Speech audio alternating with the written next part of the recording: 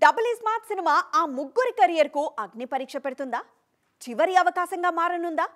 వరుస ఫ్లాపుల్లో ఉన్న ముగ్గురు స్టార్స్ కు స్మార్ట్ శంకర్ సీక్వెల్ చావో రేవో తేల్చబోతోందా? అసలు ఈ సినిమా ఎలా వస్తుంది? ప్రతి సినిమాకు ముందు చేసే హడావిడి ఈసారి పూరి ఎందుకు చేయట్లేదు? టీజర్ తో డబుల్ స్మార్ట్ పై అంచనాలు పెరిగాయా? చూస్తున్నారుగా double smart teaser.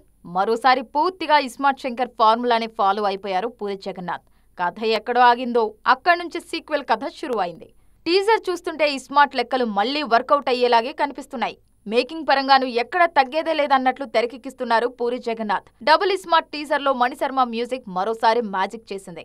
ISmart Shankar అంత పెద్ద విజయం సాధించిందంటే కారణం మణిశర్మ మాస్ మ్యూజిక్. అలాగే బ్యాక్గ్రౌండ్ స్కోర్ కూడా ఇస్మార్ట్ శంకర్ కి ప్రాణం. దాంతో సీక్వెల్ కు కూడా ఆయన్ని కాదని మరొకరి వైపు వెళ్లే ధైర్యం చేయలేదు పూరి జగన్నాథ్. పైగా లైగర్ ఫ్లాప్ తో ఆయన కెరీర్ కు కూడా డబుల్ స్మార్ట్ కీలకంగా మారింది. అటు పూరికి మాత్రమే కాదు, ఇటు మణిశర్మకు కూడా డబుల్ స్మార్ట్ చివరి ఛాన్స్. ఆ సినిమా తర్వాత మణిశర్మకు ఆ రేంజ్ హిట్ రాలేదు. రామ్ కెరీర్ కూడా ప్రస్తుతం అంతంత మాత్రంగానే ఉంది.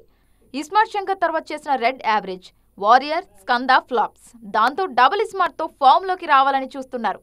చూడాలిక ఏం జరుగుతుందో.